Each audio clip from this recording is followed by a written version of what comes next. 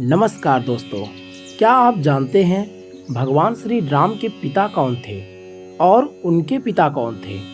आज हम आपको भगवान राम के गौरवशाली सूर्यवंश की कहानी बताएंगे, जिसे हर सनातनी को जानना चाहिए। भगवान श्री राम के पिता महाराज दशरथ थे, जो अयोध्या के महान और पराक्रमी राजा थे। दशरथ अपने न्याय, धर्म और प्रजा प्रेम के लिए प्रसिद्ध थे। लेकिन क्या आप जानते हैं कि दशरथ के पिता कौन थे? दशरथ के पिता का नाम महाराज अज था। अज भी एक धर्मात्मा और वीर राजा थे।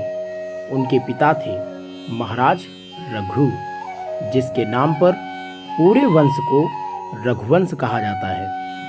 राजा रघु इतने दानी और पराक्रमी थे कि उनकी कीर्ति दूर दूर तक फैली हुई थी। राजा रघु के पिता थे महाराज दिलीप। दिलीप अपनी सत्यनिष्ठा और गौ सेवा के लिए प्रसिद्ध थे।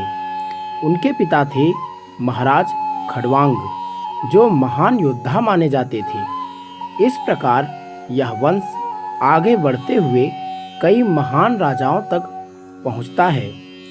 पौराणिक ग्रंथों के अनुसार इस वंश की शुरुआत वैवस्वत मनु के पुत्र महाराज इक्ष्वाकु से हुई थी, इसलिए इसे इक्ष्वाकु वंश भी कहा जाता है।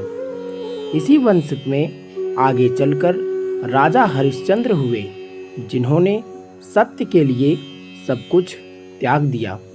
फिर राजा सगर हुए, जिनके नाम पर सागर का नाम पड़ा। उनके वंश में राजा भगीरथ हुए। उन्होंने कठोर तपस्या करके माँ गंगा को स्वर्ग से पृथ्वी पर उतारा। इसी महान सूर्यवंश में आगे चलकर राजा रघु, अज, दशरथ और फिर भगवान श्री राम का जन्म हुआ। श्री राम ने अपने जीवन से दुनिया को सत्य, धर्म, मर्यादा और आदर्श का आचरण का संदेश दिया।